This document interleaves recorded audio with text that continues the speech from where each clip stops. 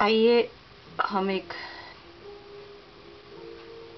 Numeric calculation वाले programme को यहाँ पे समझते हैं कि C और C++ में न्यूमेरिक डाटा पर जब हमें वर्क करना है तो कैसे किया जाता है। तो देखिए, मैंने सबसे पहले C प्रोसेसर लगाया है, फिर मैंने इंक्लूड लिखा है। इंक्लूड नाम से एक डायरेक्टरी भी बनी हुई है। जब आप TC फोल्डर को जाके देखेंगे तो वहाँ पे एक इंक्लूड नाम से आपको डायरेक्टरी मिलेगी और उसके अंदर conio.h नाम से फाइल है, हेडर फाइल। इसीलिए हमने यहाँ पे इसको लगाया है कि प्री प्रोसेसर यानी पहले प्रोसेस करने वाला जो साइन है वो इंक्लूड नामक डायरेक्टरी को खोले और conio.h हेडर फाइल को यहाँ खोल ले खुद की मेमोरी में, ताकि वहाँ से फंक्शंस को प्रयोग में लिया जा सके। और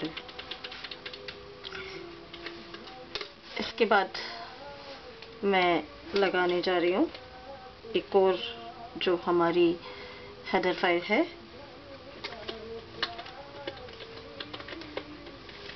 इन सब के बारे में मैं पहले आपको बता चुकी हूँ कि कौन सी हेडर फाइल हम क्यों लगा रहे हैं, क्योंकि इनके अंदर फंक्शंस हैं जिन्हें हम यहाँ प्रयोग में लेंगे, इसके लिए हमें इनको लगाना पड़ रहा है। और C में केवल stdio.h लगती है इनमें से, लेकिन चूंकि हम काम C++ के प्लेटफॉर्म पे कर रहे हैं इसलिए हम C++ की हेडर फाइल्स को भी यूज़ कर रहे हैं। मैं यहाँ पे आपको C और C++ दोनों का प्रोग्राम बनाकर आपको बताऊंगी। तो देख सकते हैं आप, अभी हम C में बना रहे हैं, C का प्रोग्राम बना रहे हैं C++ के प्लेटफॉर्म में। तो conio.h और IOST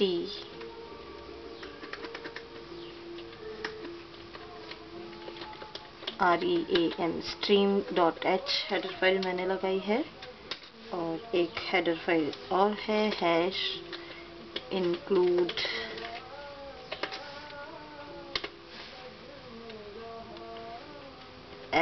stdio.h।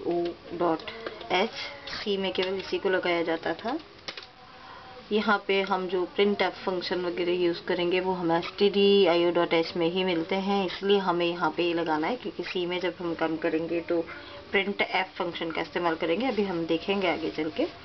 इसके बाद हम सबसे पहले मेन लिखते हैं, जैसा कि मैंने पहले प्रोग्राम में आपको बताया था।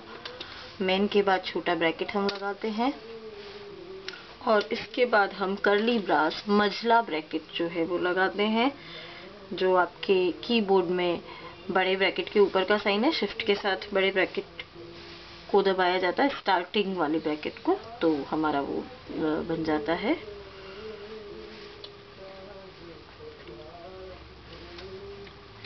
अब हमें चूंकि न्यूमेरिक डाटा पे वर्क करना है तो हमें यहाँ पे किस प्रकार से करना है। मान लीजिए हमें कि दो नंबर जोड़ने का प्रोग्राम बनाना है, यानी कि दो नंबर को जोड़ के और ये परिणाम प्रदर्शित कर रहे, हम एक ऐसा प्रोग्राम बना रहे हैं।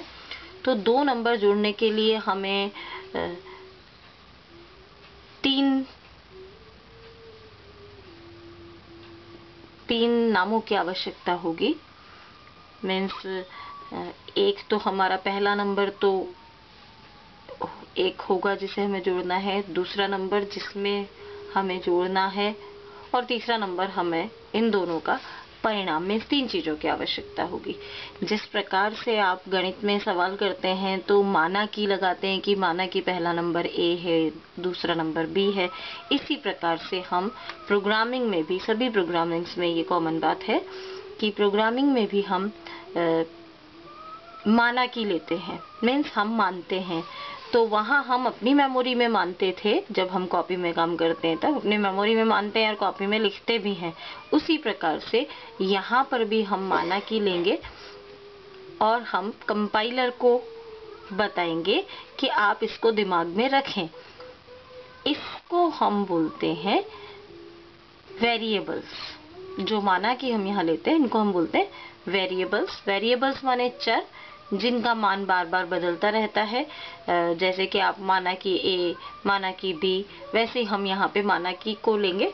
और वास्तव में ये माना की लेने का मतलब होता है मेमोरी में स्पेस बनाना, जैसे हम हमारे दिमाग में एक फिक्स कर लेते हैं कि ये है, इसी प्रकार से हम कंपाइलर को ये बता देते हैं। कंपाइलर हमारे लिए स्पेस बना देता है कंप्यूटर में कि ए नाम की एक जगह बन जाएगी कि जब भी हम वहां पे कोई वैल्यू डालेंगे तो ए नाम से उस वैल्यू को वो पढ़ेगा, और जब भी हम उसे मांगेंगे तो वो उस ए नाम की वैल्यू को हमें यहाँ देगा। तो उस माना की को देने के लिए जो तरीका है वो कुछ इस प्रकार से है। यहाँ पे सी में हम सबसे पहले वो माना की वैल्यू जो ले रहे हैं वो किस प्रकार के डाटा की ले रहे हैं। क्या हम अक्षरों का डाटा लिखना चाहते हैं, या क्या हम डेट लिखना चाहते हैं उसमें, या हम न्यूमेरिक डाटा लिखना चाहते हैं।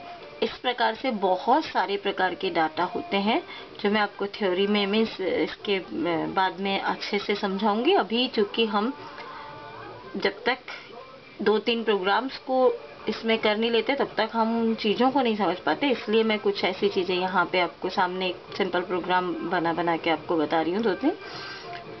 तो यहाँ पे उसको लिखने का तरीका कुछ इस प्रकार से होता है कि सबसे पहले हमें ये सोचना होता है कि हम जो डाटा डालना चाहते हैं वो किस प्रकार का है। तो जैसा कि आप जानते हैं कि हम 2 नंबर को जोड़ रहे हैं तो इसका मतलब न्यूमेरिक डाटा है, यानी नंबर्स टाइप का डाटा है, हमें उस पर गणना करनी है। तो नंबर्स के लिए यहाँ पे हमारे लिए एक कीवर्ड इन्होंने दिया हुआ है इंट।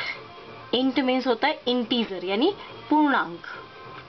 नंबर भी हमें पूर्णांक ही रखना है, हमें पॉइंट में डाटा कैलकुलेशन नहीं करवानी है, हम पूर्णांक में डालना चाहते हैं, इसलिए हम यहाँ पे इंट लेंगे। इंट मीन्स होता है इंटीजर, इंटीजर मीन्स पूर्णांक।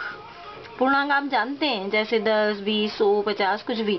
50.50 ये पूर्णांक नहीं है, ये यहाँ पे फ्लॉट कहलाता है, FLOAT। तो यदि हमें फ्लॉट में कैलकुलेशन करानी है तो फिर हम यहाँ पे फ्लॉट शब्द का इस्तेमाल करते हैं, लेकिन यदि हमें अभी इंटीजर में करवानी है तो हम यहाँ पे इंट शब्द का इस्तेमाल करेंगे। ये हमारा कीवर्ड कहलाते हैं, इंट, फ्लॉट और ऐसे बहुत सारे कीवर्ड है जो मैं आपको बताऊंगी आगे चल के। तो देखिए मैं यहाँ पे इंट लिख रही हूँ सबसे पहले, और अभी थोड़ी देर पहले मैंने आपसे कहा था कि हमें यहाँ कितने चीज़ों की ज़रूरत पड़ रही है, हमें 3 चीज़ों की, यानी हमें 3 माना की लेने की ज़रूरत है। तो पहला हम मान लेते हैं ए, और देखिए फिर मैं कॉमा लगा के दूसरा ले लूँगी बी, कॉमा सी। मैंने 3 ले लिए हैं। और देखिए अब यहाँ पर सी या C++ दोनों का नियम ये है कि यहाँ पे अंत में सेमीकोलन लगाया जाता है, स्टेटमेंट के अंत में। तो कर्ली ब्रेस के अंदर हम जो लिख रहे हैं ये सब हमारे स्टेटमेंट होंगे, तो हम लास्ट में सेमीकोलन लगाएंगे। आप देख सकते हैं मैंने सेमीकोलन लगा दिया है। नेक्स्ट अब आप देखेंगे मैंने इंट a, b, c दे दिया है। तो ये जो मैंने किया है वेरिएबल बनाए हैं, और इस प्रक्रिया को जो मैंने लिखा है इंट a, b, c, इस प्रक्रिया को हम बोलते हैं डिक्लेरेशन। डिक्लेरेशन मीन्स होता है घोषणा करना, यानी कि हम वो जो माना की ले रहे हैं, हम जो वेरिएबल बना रहे हैं, तो हम कंपाइलर को ये घोषणा कर रहे हैं कि भाई 3 स्पेस बना लेना, हमें 3 वैल्यू का प्रयोग करना है। जिस प्रकार से पुराने समय में जैसे महाराज वगैरह जब दरबार में पधारते थे तो वहाँ का दरबान जो है वो घोषणा करता था महाराजा धीराज पधार रहे हैं। ठीक इसी प्रकार से हम इस लाइन को लिख के ये घोषणा कर रहे हैं कि कंपाइलर के लिए कि हम 3 वैल्यू लेंगे, इसके लिए आप मेमोरी में स्पेस बना लें। तो इंट a, b, c लिखने से मेमोरी में 3 स्पेस बन चुके हैं। एक स्पेस का नाम A है, दूसरे का B है और तीसरे का C है, और ये तीनों इंटीजर डाटा को डालने के लिए स्पेस बने हैं। अब हमने डिक्लेयर कर दिया, इस चीज को मैंने अभी बताया कि इसको डिक्लेरेशन बोलते हैं। डिक्लेरेशन माने घोषणा करना। सेकंड लाइन होती है हमारी कि जब हमने घोषणा की है तो फिर हम उन्हें मान देंगे।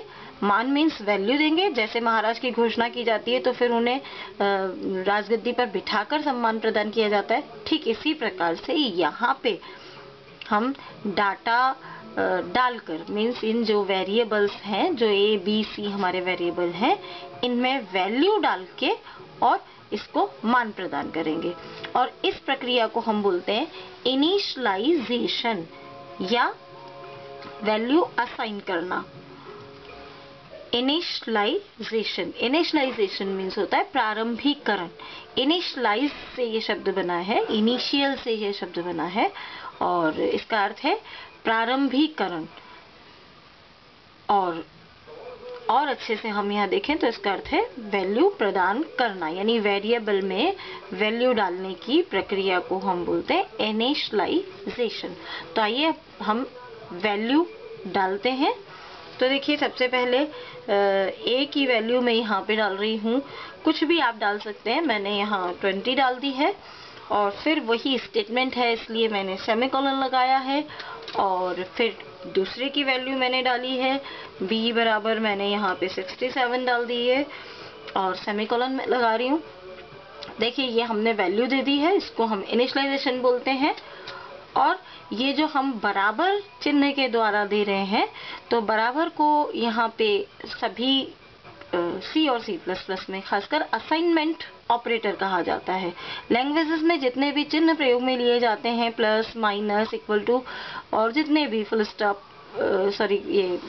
कॉमा, फुल स्टॉप और लेस देन, ग्रेटर देन, ये जितने भी चिन्ह होते हैं ये सभी ऑपरेटर्स कहलाते हैं।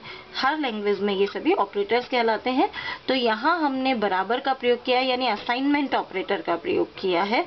और बराबर के ऑपरेटर के द्वारा जब हम मान देते हैं तो इस इनिशियलाइजेशन को स्टैटिक इनिशियलाइजेशन कहा जाता है। स्टैटिक मीन्स होता है स्थिर, मीन्स मान जिसका स्थिर रहेगा, फिक्स रहेगा, यानी इसका मान बदलेगा नहीं। हमने a बराबर 20 दे दिया तो पूरे प्रोग्राम में a बराबर 20 ही रहेगा जब तक हम अपने हाथ से इसको चेंज नहीं करेंगे। तो इस प्रकार से मान प्रदान करने की जो प्रक्रिया है ये हमारी स्टैटिक इनिशियलाइजेशन कहलाती है। इसके बाद के प्रोग्राम में मैं आपको दूसरा इनिशियलाइजेशन बताऊंगी, क्योंकि हमारे दो तरीके के होते हैं। दूसरा हमारा डायनेमिक इनिशियलाइजेशन होता है। पर पहले हम इसको समझें कि ये क्यों दिया और ये क्यों नहीं देना चाहिए या हमें कौन सा देना चाहिए, ताकि हम अच्छे से समझ सके। तो फिलहाल हम ये जान लें कि ये जो इनिशियलाइजेशन है ये है हमारा स्टैटिक इनिशियलाइजेशन। हम मान दे चुके हैं a और b को। अब आपको पता है कि हमें दो नंबर को जुड़वाना था, तो इसका मतलब तीसरी प्रक्रिया हमारी इन दोनों को जोड़ने की होगी और उनको जोड़ के हम जिस वेरिएबल में डालेंगे उसके लिए हमने c बनाया है। आप कुछ भी दे सकते हैं, या a b c की जगह आप कुछ भी दे सकते थे, x y और सम भी दे सकते थे, एनीथिंग जो भी आप चाहें। तो मैं यहाँ पे अब C में इसकी प्रक्रिया करवा रही हूँ। देखिए आप C और बराबर लिख के मैं A और B को जुड़वा दूंगी। देखिए मैं 20 और 67 यहाँ नहीं लिखूंगी, क्योंकि अब A के अंदर 20 है और B के अंदर 67 है, इसलिए मैंने लिखा A प्लस B। और वही स्टेटमेंट खत्म होने के बाद जो हमारा रूल है वो हमने लगा दिया सेमीकोलन, देख सकते हैं आप। और ये हमारी कैलकुलेशन की प्रक्रिया कंप्लीट हो चुकी है। अब हम चाहते हैं कि ये चीज स्क्रीन पर प्रिंट हो जब हम रन कराएं। तो उसके लिए हमारे पास C में जो फंक्शन है जिसकी वजह से हमने ये stdio.h लगाया हुआ है, वो है हमारा, ये देख सकते हैं आप stdio.h। वो फंक्शन है हमारा C का प्रिंट f, प्रिंट f। और ब्रैकेट में हम देखेंगे इस प्रकार से लिखेंगे इसको, प्रिंट f ब्रैकेट में हम सबसे पहले यहाँ पे C में यही चीज टिपिकल होती है, इसीलिए C++ ज्यादा आसान है। देखिए अब न्यूमेरिक को हम किस प्रकार से लिखेंगे। स्ट्रिंग को तो हमने सीधा डबल कोट में हेलो फ्रेंड या कुछ भी लिख दिया था, वेलकम वगैरह, लेकिन यहाँ पे हमें चूंकि न्यूमेरिक डाटा लिखना है, C प्रिंट कराना है हमें। C के अंदर वैल्यू आ गई है हमारी 20 और 67 को इसने जोड़ दिया है, उसको हमें प्रिंट कराना है। तो हमें किस प्रकार से लिखना है, चूंकि C एक इंटीजर है इसलिए पहले हम डबल कोट लगाएंगे। फिर आप देखेंगे ये परसेंट साइन में लगा रही हूँ। ये परसेंट साइन का मतलब नाम होता है कंट्रोल स्ट्रिंग्स। ये बहुत सारी लगती है, क्योंकि आपने इंटीजर का डाटा लिया है ना, ABC हमने इंटीजर टाइप का लिया है, तो इंटीजर के लिए यहाँ पे कंट्रोल स्ट्रिंग में परसेंट साइन का प्रयोग किया जाता है, प्रतिशत साइन का। तो मैंने प्रतिशत लगाया है, और चूंकि केवल एक ही हमें वैल्यू प्रिंट करानी है C की, इसलिए हमने एक ही बार कंट्रोल साइन लगाया है, कंट्रोल स्ट्रिंग को लगाया है परसेंट को, और हम उसके साथ लिखेंगे परसेंट के साथ डी।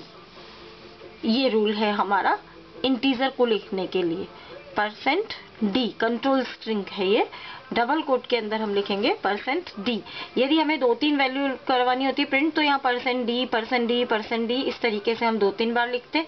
यदि यहाँ पर हमारा जो दूसरा डाटा है फ्लोट में होता तो हम परसेंट एफ लिखते, अगर करेक्टर में होता तो परसेंट सी लिखते। इस प्रकार से ये कंट्रोल स्ट्रिंग बदलती है, करेक्टर्स बदल जाते हैं।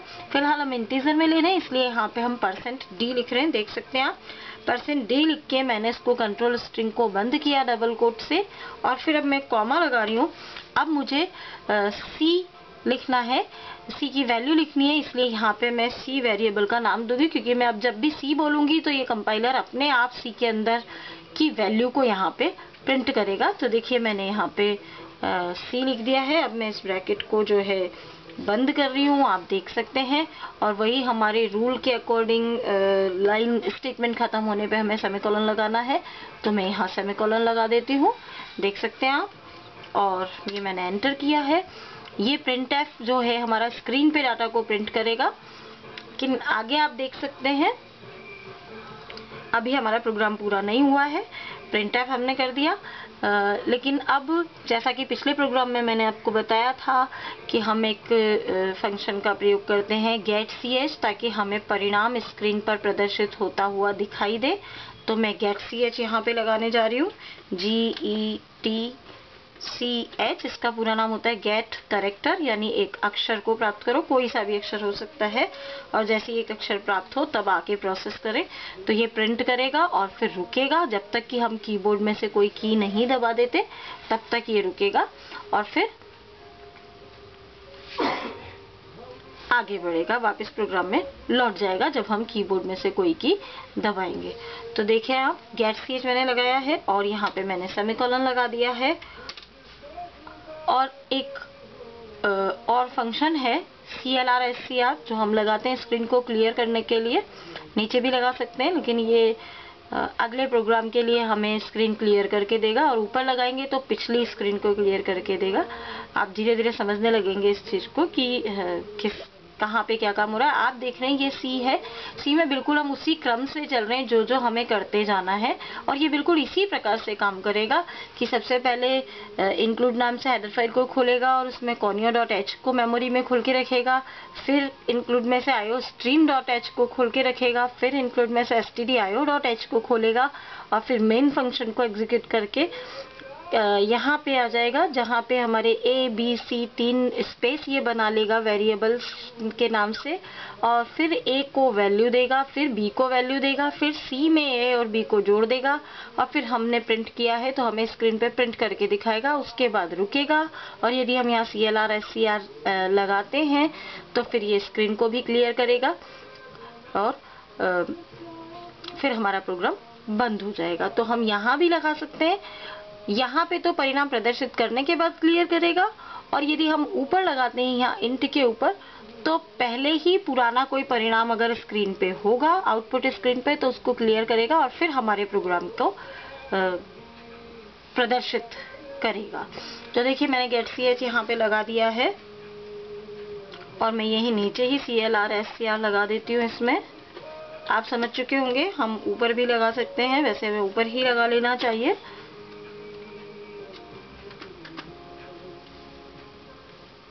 देख सकते हैं आप, ये हमारा प्रोग्राम पूरा हो चुका है, और इसके बाद लास्ट में हमें करली ब्रास क्लोजिंग लगाने की ज़रूरत होती है, क्योंकि हमने यहाँ ओपनिंग करली ब्रास लगाया था, तो अब हमें क्लोजिंग करली ब्रास लगाने की आवश्यकता होती है। तो मैंने क्लोजिंग करली ब्रास यहाँ पे लगा दिया है। आइए अब हम इसमें फाइल को हम सेव कर लेते हैं। पहले फाइल, और फाइल मेनू में जाके मैंने सेव पे क्लिक किया है, और मैं इसको देख सकते हैं आप कि ये डायरेक्टरी है। देखिए TC के अंदर, बिन डायरेक्टरी के अंदर हमारा स्टोर हो रहा है। यदि हम यहाँ पे चाहें तो TC फोल्डर के अंदर जाके अपना फोल्डर बना सकते हैं, और उसके अंदर भी अपनी फाइलों को सेव कर सकते हैं। तो यहाँ पे मैं इस फाइल को फिलहाल मेरा बिन के अंदर ये जा रहे हैं, तो मैं इसको नाम दे देती हूँ मेरा ये C का प्रोग्राम है, इसलिए मैं इसको C3 नाम दे रही हूँ। 2 प्रोग्राम आप समझ चुके हैं पहले, अब मैंने इसको C3 नाम दे दिया है। देख सकते हैं आप, ये मेरा C3 नाम से सेव हो चुका है। अब हम इसको रन कराएंगे। रन कराने के हमारे पास 2 तरीके हैं, या तो हम रन मेनू में जाएं, देखिए रन मेनू पे क्लिक करके और रन पे क्लिक कर दें, और या फिर हम कंट्रोल F9 भी कर सकते हैं, क्योंकि आप देख सकते हैं कि इसी के आगे इसका शॉर्टकट लिखा हुआ है। देख सकते हैं आप, ये देखिए कंट्रोल F9, ये देखिए।